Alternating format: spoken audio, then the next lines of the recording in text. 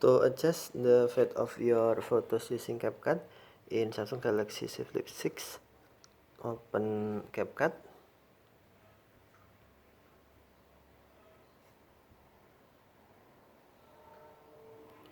and then tap Edit,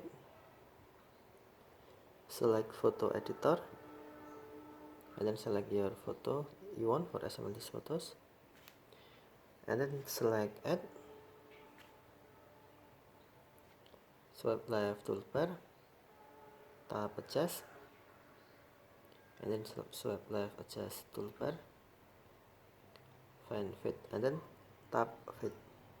Now you can drag adjustment bar on the left or on the right to adjust fit. Drag on the right to increase or on the left to decrease. Simple. Okay, and then tap check to save. Now select export to save on your gallery. Tap done and finish.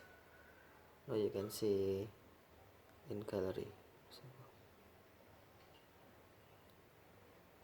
Okay, thank you for watching. Have a nice day.